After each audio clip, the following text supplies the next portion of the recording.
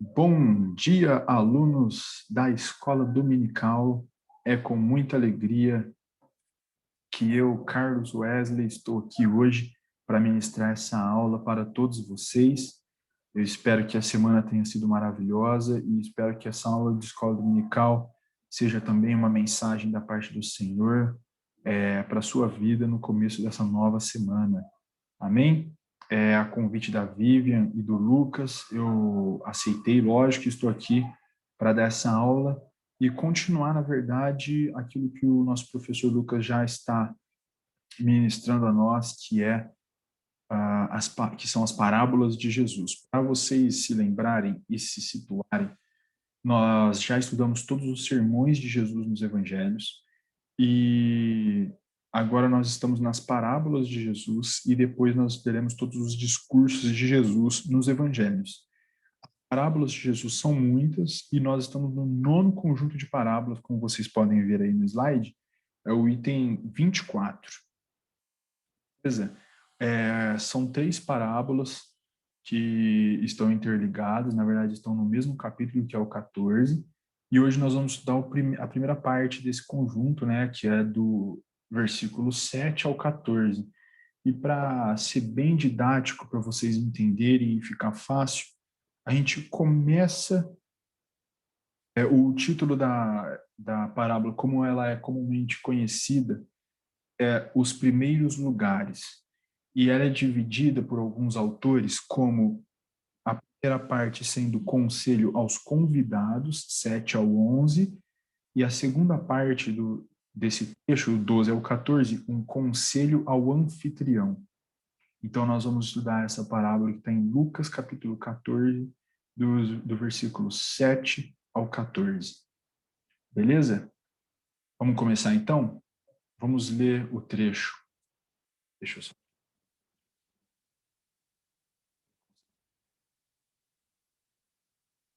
Versículo 7. Reparando como os convidados escolhiam os primeiros lugares, propôs-lhes uma parábola. Quando por alguém fores convidado para um casamento, não procures o primeiro lugar, para não suceder que, havendo um convidado mais digno do que tu, vindo aquele que te convidou e também a ele, te diga: dá o lugar a este. Então irás, envergonhado, ocupar o último lugar. Pelo contrário, quando fores convidado, vai tomar o último lugar, para que, quando vier o que te convidou, te diga: amigo, senta-te mais para cima. Sem ser-te-á isto uma honra diante de todos os mais convivas. Pois todo o que se exalta será humilhado, e o que se humilha será exaltado. Versículo 12. Disse também ao que o havia convidado: quando deres um jantar ou uma ceia, não convides os teus amigos, nem teus irmãos, nem teus parentes, nem vizinhos ricos, para não suceder que eles, por sua vez, te convidem e sejas recompensado.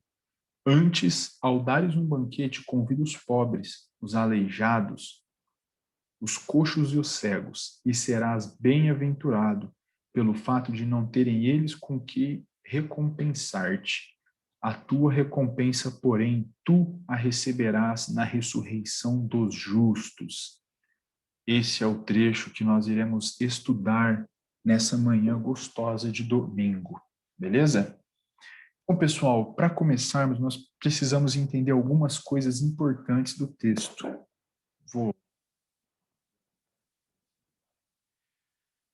Precisamos entender algumas questões importantes do texto. E quando você vai ler um texto, você tem que se fazer alguns questionamentos. Se você tiver algum material para lançar a mão, para estudar, é muito melhor, um comentário bíblico, algum livro a respeito do assunto. Mas se não, você tem que pelo menos fazer alguns questionamentos que te levam a pensar aquilo que o texto está querendo dizer, além do nível raso com que a gente geralmente estuda. Então, onde Jesus estava nesse texto? Se você der uma voltada ali nesse capítulo 14, você vai ver que Jesus estava na casa de um dos principais fariseus da sinagoga, que ainda não era em Jerusalém. Jesus estava caminhando em direção a Jerusalém e ele parou em uma sinagoga e ele foi convidado por esse fariseu, um dos principais fariseus, para comer pão em sua casa, tá bom? Então, Jesus estava na casa de alguém poderoso da época, uma autoridade religiosa muito poderosa, provavelmente muito influente, provavelmente uma casa rica. E Jesus estava na companhia dele e provavelmente de outras pessoas poderosas também, tá ok?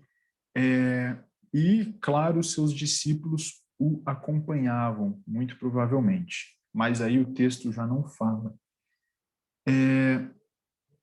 Eu coloquei para vocês uma imagem, como vocês podem observar aí no slide, e é importante a gente entender também como funcionava o jantar, os banquetes, os encontros e os convites para refeições naquela época. E funcionava mais ou menos como está aí na imagem que vocês estão vendo. A mesa, geralmente, o que nós chamamos de mesa, né, era em formato de U, sendo que na ponta dela, no meio, ficava a pessoa mais importante, talvez o anfitrião ou o dono da casa, aquele que estava oferecendo a festa ou o jantar. A sua, a sua esquerda, à direita das pessoas que vêm, ficava o segundo mais importante, ou o convidado que tinha mais honra para ele, e a sua direita, à esquerda das pessoas que viam, ficava o segundo convidado mais importante. E ao redor da mesa ficavam outras pessoas, certo? Podia variar, essa imagem é meramente ilustrativa, então, dependendo do poder aquisitivo do anfitrião, dependendo de quem convidava, se era alguém muito poderoso, sacerdotes ou gente muito rica daquela sociedade, a mesa, o lugar era mais bonito, tinha mais recursos, era maior, tinha várias dessas mesas em volta da mesa principal, e os banquetes eram regados a vinho mais caro e com alimentos melhores. Se era mais pobre, mais humilde, poderia ser menor, tudo mais simples, em um ambiente mais apertado e tudo mais, mas geralmente as refeições eram assim. Eu cheguei a ver algumas imagens também, algumas representações da mesa, com uma mesa bem alta, no mesmo formato, e com diversos divãs ao redor dela, bem altos também, que era um costume que vinha dos romanos. Mas, pelo que eu andei pesquisando, os autores não veem dessa forma no contexto judaico. Era uma mesa mais baixa, com eles deitados mais baixo mesmo.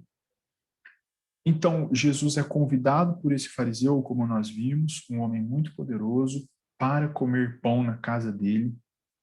E se você observar também aí no versículo 1, esse fariseu o convidou, e qual que era o intuito do coração do fariseu ao convidá-lo? Isso é importante.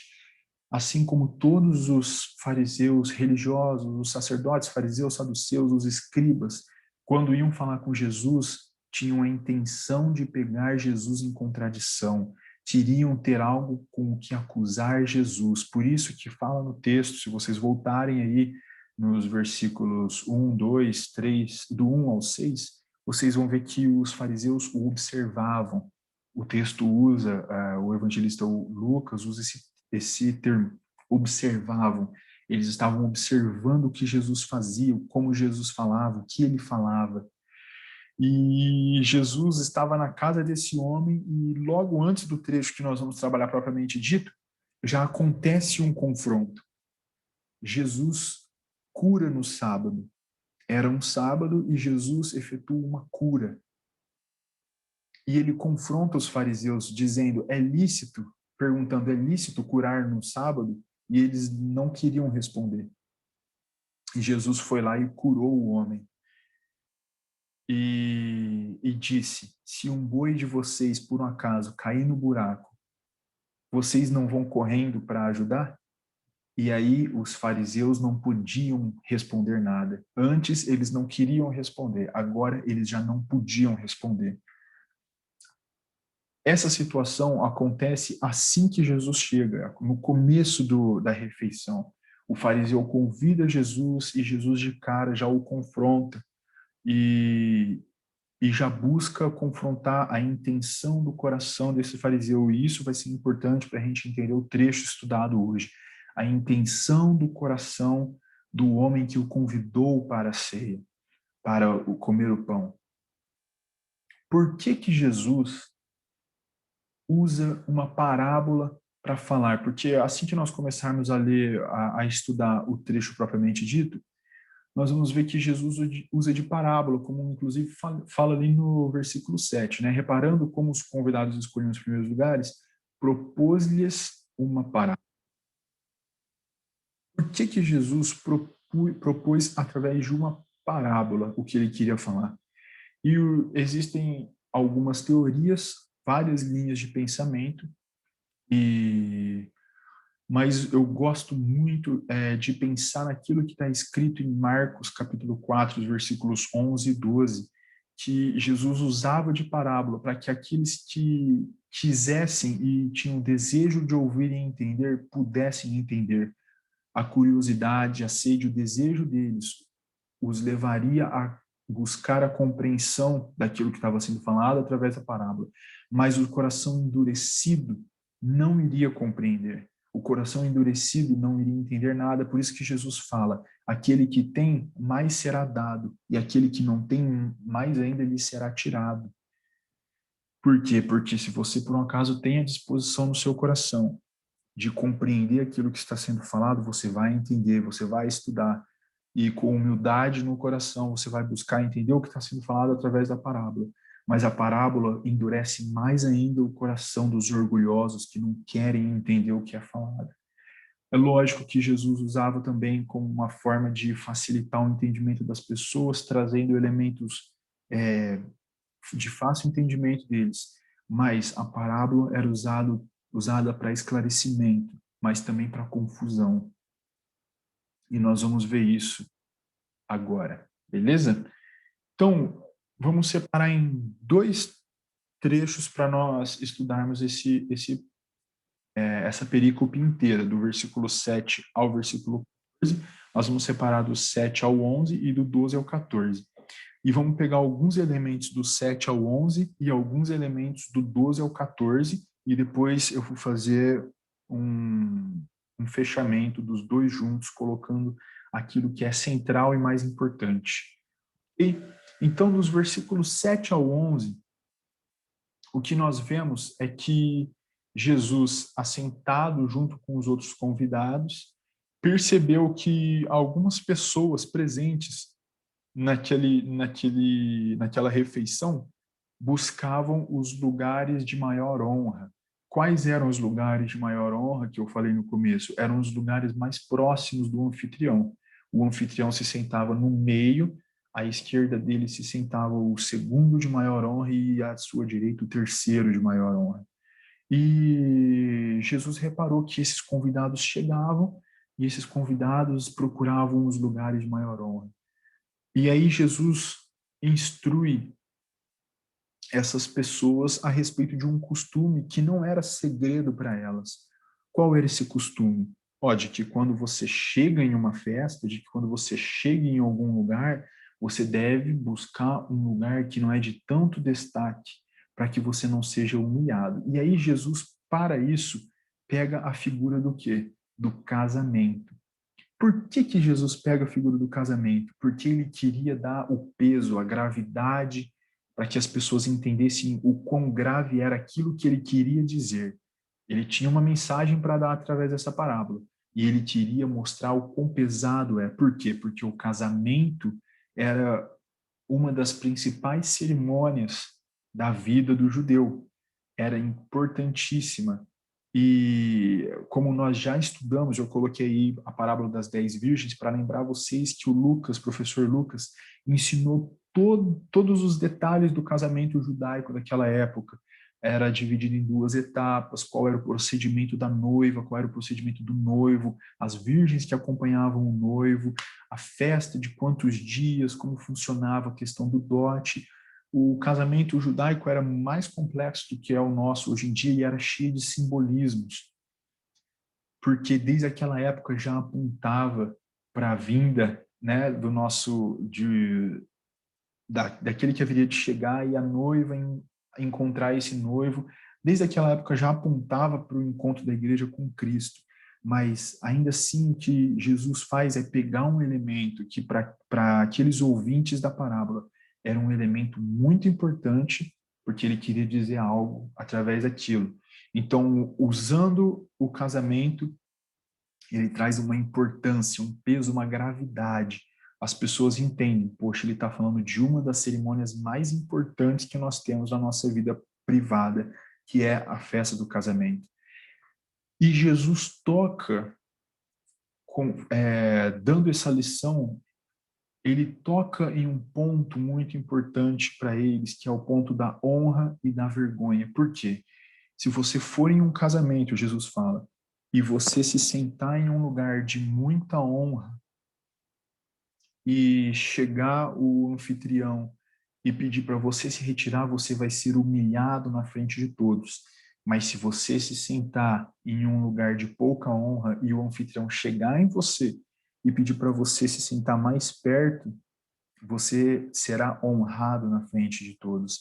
E nós temos que nos lembrar que naquela sociedade, naquele contexto, os elementos da honra e da vergonha eram muito mais pesados do que são hoje em dia.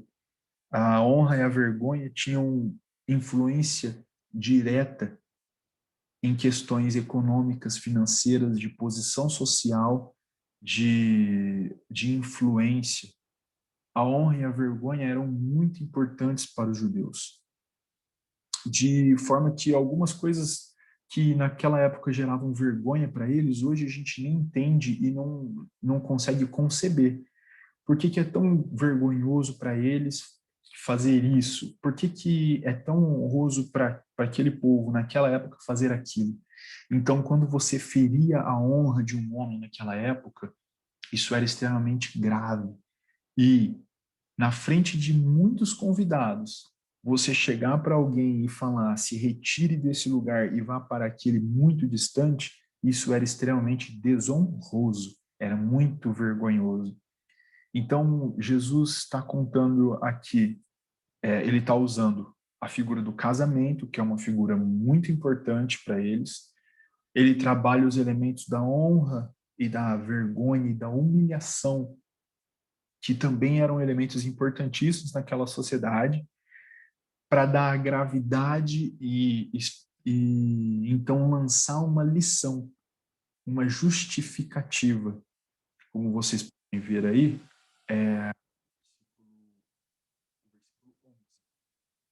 e ele termina, na verdade, assim: amigo, senta-te mais para cima, ser-te-á isto uma honra diante de todos os mais convivas, de todos os mais convidados.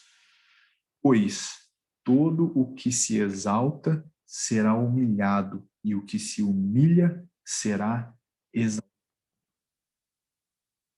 Então, o fechamento da parábola, a justificativa que Jesus dá, colocando a moral dessa história, é que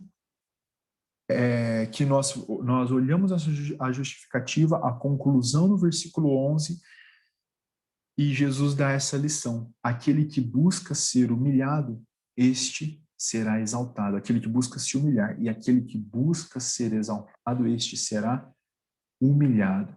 E aí eu coloquei esse ponto, e que vocês não se assustem, mas se você ler de forma desapercebida, esse versículo 11, a conclusão, a justificativa de tudo que Jesus falou, parece apenas algo moral, não é mesmo?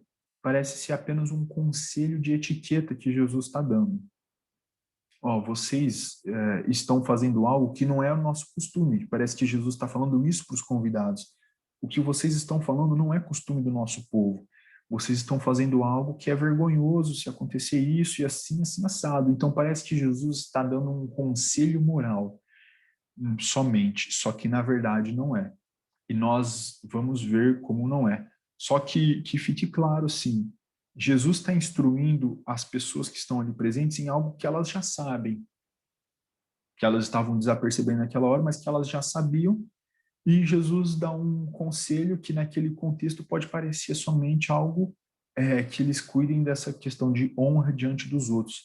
Mas Jesus está falando de algo muito mais profundo, muito mais maravilhoso, que nós vamos ver daqui a pouco.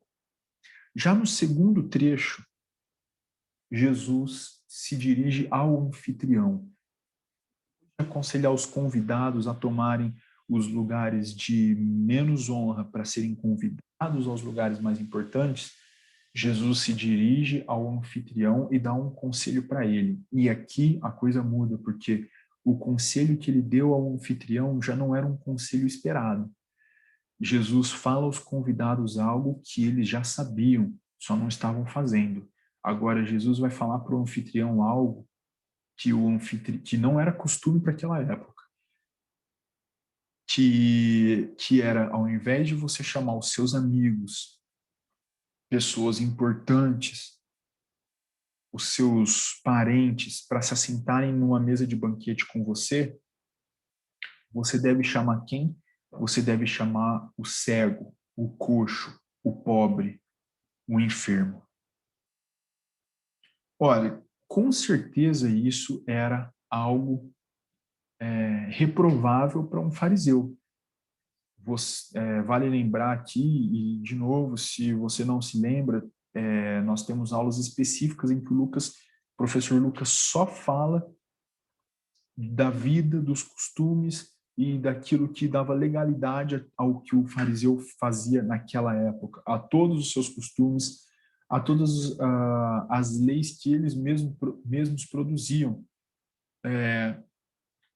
E jamais passaria pela mente de um fariseu, ainda o mais importante da sinagoga, convidar as pessoas pobres e doentes para um banquete. Por que Jesus está falando isso, então? Você já se perguntou por que Jesus falou isso para o fariseu? Jesus queria apenas provocá-lo? Jesus queria apenas chocar as pessoas? Ou Jesus está lançando já aquilo que seria uma das características que dão base ao reino, à instituição do reino dele na terra, que é o de servir? Vamos lembrar que os doentes e os pobres eram considerados como desprovidos da misericórdia de Deus. Se você abrir lá em João 9:2 e Mateus 19:25, você vai ver dois exemplos disso. Senhor Jesus, quem foi que pecou, o seu pai ou sua mãe, para que ele nascesse cego? Ou seja, o fato dele nascer cego é uma consequência do pecado. Por isso que ele era colocado de lado na sociedade, por isso que era marginalizado o doente quando ficava só, era marginalizado, não era ajudado por ninguém e ainda era olhado com maus olhos. A doença dele é fruto de pecado. E o pobre? Quando Jesus está falando a respeito de que é mais difícil um camelo passar pela agulha do que um rico entrar no reino dos céus. E os discípulos falam, ora, Jesus, mas se ele não vai entrar no reino dos céus, que é rico, e então quem vai entrar? Vocês lembram desse trecho? Está lá em Mateus 19:25. Então quem vai entrar? Por quê? Porque eles viam o rico e o abastado como quem era muito abençoado e querido por Deus. E Jesus vem trazendo uma mensagem diferente. Uma mensagem que nos leva a pensar e entender que o reino de Deus funciona diferente daquilo que os homens acreditam ser o certo. O raciocínio do reino de Deus é diferente. Ele não olha para as vestimentas dos sacerdotes, dos fariseus. Ele olha para o coração. E esse é um dos pontos principais daquilo que nós estamos estudando, a intenção do coração. Nos dois trechos que nós vimos, do 7 ao 11 e do 12 ao 14, Jesus não está somente colocando regras ou lembrando eles de regras daqueles tempos. Jesus está questionando as intenções dos corações das pessoas. No primeiro trecho, voltando para vocês verem, no primeiro trecho, ele está questionando a intenção do coração daquelas pessoas. Vocês estão procurando um lugar de honra, de importância e destaque? Para quê? E no segundo trecho, você está convidando, fariseu, os ricos, os parentes, os amigos, para quê? Por que que você não convida aqueles que realmente precisam? E aqui Jesus está trazendo o seu reino. Jesus veio, deu início, instituiu e inaugurou o reino de Deus na terra, que não está em pedras, em castelos, mas está nos corações das pessoas. E o que nós temos que entender é isso. Jesus veio para desafiar a intenção dos nossos corações e dos corações de seus ouvintes. No conselho que ele dá aos convidados, ele não dá somente uma advertência moral para os padrões da época, lá do versículo 7 até o versículo 11.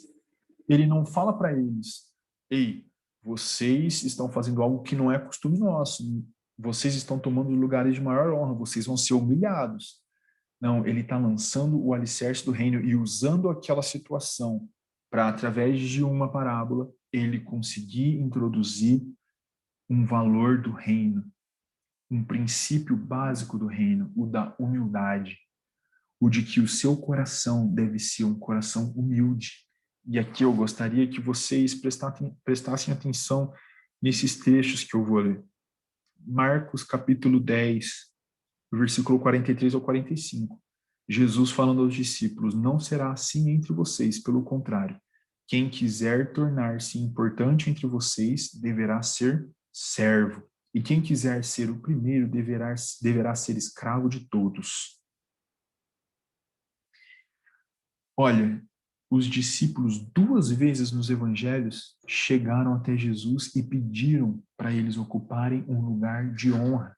Pediram para eles ocuparem um lugar de destaque no reino quando fossem levados para a eternidade, a ponto da mãe de 2 discípulos chegarem a ele e pedir: por favor, deixa o meu filho ficar à sua direita e o outro à sua esquerda. E Jesus fala: não, não é assim.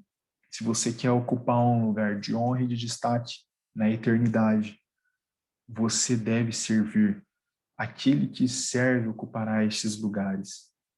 Aquele que serve será importante. E isso em 2 ocasiões. E acompanhe agora comigo Mateus capítulo 23, versículo 6. Jesus falando a respeito dos fariseus. E amam os primeiros lugares nas ceias e as primeiras cadeiras nas sinagogas. Jesus exortando, condenando os fariseus, porque os fariseus buscavam um lugar de importância, buscavam serem vistos, serem honrados. Jesus está fazendo aqui colocando uma característica, uma das principais características do coração de um discípulo, de alguém que ama a Cristo e quer ser parecido com ele, a humildade do coração. Em Provérbios capítulo 25, nos versículos 6 e 7, nós vemos que não é algo que Jesus simplesmente está trazendo de novo, mas é algo que já vinha do coração de Deus desde o Antigo Testamento, e nós vemos diversos trechos no Antigo Testamento em que homens de Deus tinham como destaque a sua humildade. Não te glories na presença do rei, nem te ponhas no lugar dos grandes, porque melhor é que te digam: sobe aqui, do que seres humilhado diante do príncipe que os teus olhos já viram. Esse é um provérbio, é uma lição, uma sabedoria. Mas quando você pega muitos dos heróis da fé do Antigo Testamento, vários deles foram trabalhados na humildade. Deus teve que ensinar a humildade para eles. E Jesus está vindo e falando: olha, agora a humildade é uma característica principal do discípulo que quer fazer parte do reino de Deus. A humildade o reino de Deus é um só com a humildade. A humildade não tem como separar o desejo de servir de um discípulo de Jesus Cristo. Afinal de contas, o próprio Cristo se moveu servindo. E aí nós temos que nos lembrar desse trecho também, Filipenses capítulo 2, dos versículos 5 ao 7. Seja a atitude de vocês a mesma de Cristo Jesus, que, embora sendo Deus, não considerou que o ser igual a Deus era algo que o devia apegar-se, mas esvaziou-se a si mesmo, vindo a ser servo, tornando-se semelhante aos homens.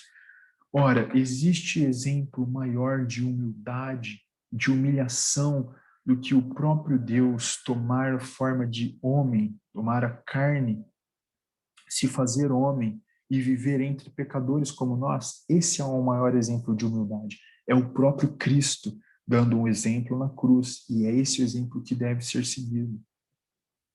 Então, nós temos lá no primeiro trecho, do versículo 7 ao 11, Jesus falando para as pessoas, vocês devem ser humildes, mas essas pessoas, falando para as pessoas, aquele que busca ser exaltado, este será humilhado, e aquele que busca se humilhar, este será exaltado.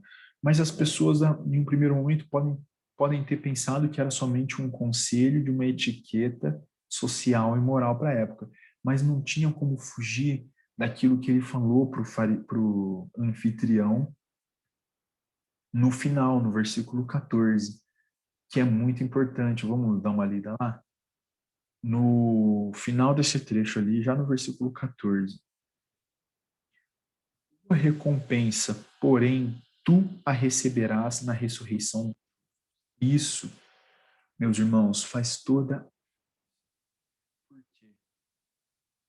Porque o que Jesus está colocando aqui, diante de todas as intenções dos corações de fariseus, das pessoas ricas daquela época, dos sacerdotes, dos escribas, a intenção do coração de um cidadão do reino dos céus deve ser de servir. E eu não coloquei a foto do bom samaritano à toa.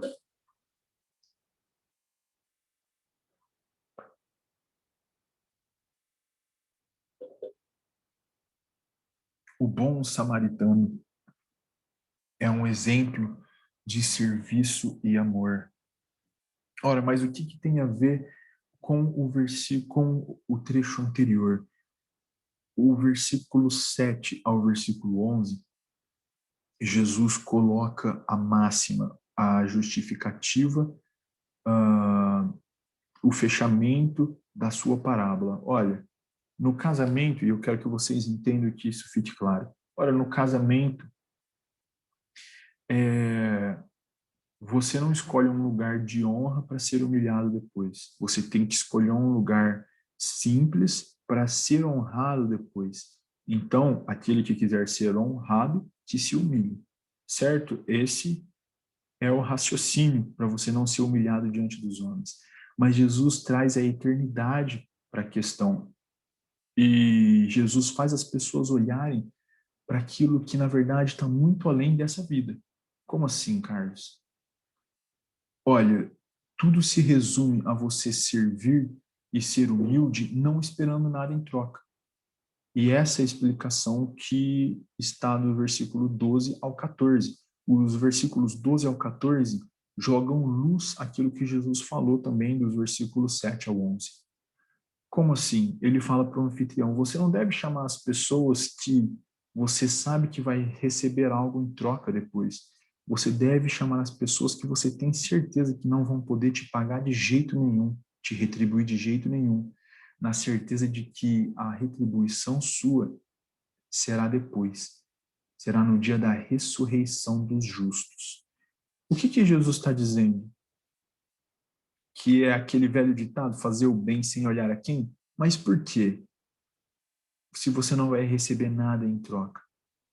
Porque nós não esperamos nada em troca nessa vida mesmo. Assim como Jesus fez por amor, assim como o próprio Cristo fez, obedecendo ao Pai, nós devemos fazer obedecendo.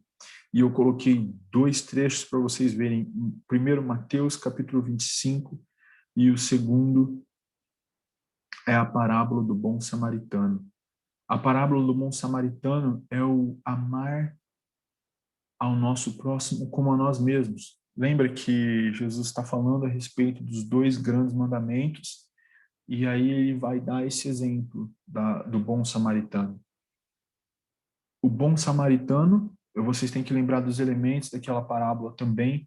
O bom samaritano não esperou nada em troca do homem que ele ajudou. Diferente dos fariseus, ele ajudou, mesmo sabendo que levaria um prejuízo muito grande, e aquilo que movia o coração dele era o amar ao próximo, mesmo que o próximo talvez o odiasse por ser samaritano. E é isso que Jesus está pedindo de nós, que a intenção do nosso coração seja sempre dar e servir ao invés de buscar receber, seja honrar ao invés de sermos honrados. Isso é o que Jesus está passando para nós. A humildade como elemento do coração de um discípulo tem a ver com você não se importar com receber algo em troca do que você faz, mas você trabalhar de maneira que você seja reconhecido por aquele que interessa te reconhecer, que é o próprio Deus. E você receber aquilo que interessa ser recebido, que é o seu galardão durante a eternidade, na eternidade. O que Jesus faz é trazer também um peso escatológico aqui no final. A nossa recompensa está na ressurreição dos justos, não está nessa vida, não está nessa terra. O discípulo de Cristo não se move pensando somente nessa terra, pensando nas coisas desse mundo. E o Lucas falou isso nas últimas parábolas, se vocês se lembrarem bem, a respeito do homem rico, daquele que ajuntava para si bens nessa terra e tudo mais, tem tudo a ver com isso, com o que nós estamos estudando aqui. Mateus 25 tem mais a ver ainda, porque se vocês se lembrarem dos sermões de Jesus, o sermão escatológico de Jesus tem a segunda parte, que é o Mateus capítulo 25. E nessa segunda parte, Jesus coloca 3 parábolas. Uma dessas parábolas, eu preciso que vocês se lembrem dela, é a parábola em que acontece o arrebatamento e são colocadas à direita de Jesus todos aqueles que deram comida aos que tinham fome, roupa aos que passavam frio e cuidaram dos pobres e necessitados. E à esquerda, todos aqueles que disseram não aos pobres e necessitados. Olha, nós ajudarmos as pessoas, nós amarmos e servirmos as pessoas nessa terra, pode não nos trazer recompensa nenhuma nessa vida, mas vai nos trazer recompensa diante de Deus, porque lá em Mateus capítulo 25 ele coloca que aqueles que entrarão no descanso do Senhor, aqueles que entrarão no céu após o julgamento, serão aqueles que serviram, amaram e honraram a vida de pessoas que eles sabiam que não poderiam retribuir a eles. Então, o que Jesus está colocando nessa parábola de hoje para nós estudarmos é que a humildade como elemento essencial e fundamental para nossas vidas como discípulos de Cristo é algo que você não vai ver, é algo que você não pode tocar, é algo que não vai te trazer retribuição nenhuma. É algo que você vai colher os frutos no reino, na eternidade. Esse é o objeto central da parábola, a humildade como intenção do seu coração. A intenção do coração dos convidados, qual era? Vamos separar isso juntos? A intenção do coração dos convidados, do versículo 7 ao versículo 11, qual era? Era de ocuparem lugares de reconhecimento e de honra. A intenção do coração do anfitrião, qual era? Convidando parentes, amigos e pessoas poderosas, era receber algo de volta, era receber o reconhecimento, era receber a recompensa por ter chamado eles. Agora, qual é a intenção do coração de um discípulo verdadeiro de Jesus Cristo? Não é de ser reconhecido, é de se humilhar. Qual é a intenção do coração daquele que tem Cristo em seu coração e que ama a sua palavra é convidar e servir, honrar aquele pobre e necessitado, aquele que passa por dificuldade e que precisa da ajuda, aquele que é doente, que é enfermo. A intenção do coração das pessoas em todo esse trecho era de lucrarem, era de serem reconhecidos. A intenção do coração do discípulo de Jesus não é essa. A intenção do coração do discípulo de Jesus é servir, se sacrificar, inspirado no próprio Cristo e dessa maneira ser reconhecido. Porque Jesus fala de maneira bem clara durante todo o seu evangelho que aquele que se humilha será exaltado, que aquele que honra será honrado. Mas isso na eternidade, onde vale muito mais a pena e é muito mais interessante para nós do que tudo aquilo que é passageiro, efêmero e sem importância nessa terra. Veja bem, outra forma de você diferenciar. O fariseu anfitrião, todos os convidados, todos os poderosos ali presentes, todos os religiosos, eles pensavam apenas naquilo que é transitório e que é fugaz, que são o reconhecimento, a honra e as riquezas deste mundo. O discípulo de Jesus não. Quando ele se relaciona com as pessoas, quando ele está com outras pessoas, ele busca sempre servir, sempre honrar, porque o interesse dele é naquilo que é eterno e muito mais valoroso, que é o próprio Deus, aquilo, os seus valores, o seu reino, a eternidade ao lado dele. É isso que move o coração de um discípulo. Então, quando Jesus coloca, e aqui dando o fechamento, quando Jesus coloca uma parábola para aquelas pessoas ali, ele quer que elas entendam o raciocínio do reino, de que no reino de Deus você deve honrar para ser honrado. Você deve servir para ser reconhecido. E a intenção do seu coração não deve ser receber nada em troca. E aí ele explica para eles depois, para todos os presentes, ele explica através da segunda parte, falando para o anfitrião. Não é o desejo, ele explica a questão dizendo, nós devemos fazer para aqueles que não vão dar nada em troca. Ele coloca, então, a humildade e coloca qual deve ser a intenção do coração nessa humildade. Não é receber nada em troca.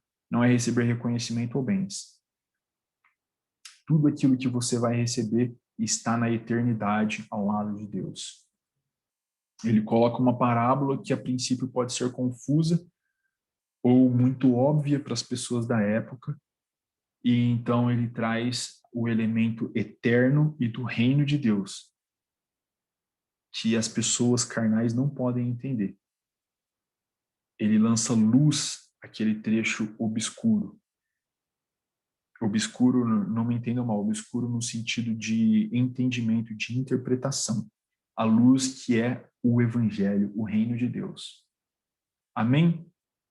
Eu espero que essa aula tenha edificado a sua vida. Se você puder, dê mais uma lida, estude, coloque esse vídeo do começo de novo, faça o que for necessário, mas entenda. Jesus está chamando seus discípulos não para serem servidos, não para serem honrados, não para buscarem reconhecimento, mas para buscarem humildade. O caminho do servo humilde, Jesus Cristo, é o caminho que nós devemos tomar. Servindo e honrando as pessoas, não esperando absolutamente nada em troca, porque tudo nos será dado na ressurreição dos justos. A nossa recompensa não é nessa terra, mas é na eternidade. Amém? Eu vou fazer uma oração então para nós encerrarmos. Senhor Jesus, nós te louvamos e te damos glórias, porque Jesus, o Senhor nos chamou, o Senhor é quem nos capacita, é o Senhor quem prepara a tua igreja, É o Senhor quem equipa a tua igreja com sabedoria, Pai, com as ferramentas necessárias para trilhar este caminho, Pai. É o Senhor quem dá discernimento para a tua igreja. É o Senhor Espírito Santo quem guia a tua igreja. Nós confiamos em ti, Senhor, inclusive para o entendimento dessas parábolas. Nós não queremos recebê-las de coração endurecidos, como uma terra seca e infértil, Senhor Deus, mas nós queremos receber essas parábolas e aquilo que é ensinado a nós com o coração desejoso, Pai, como uma terra fértil.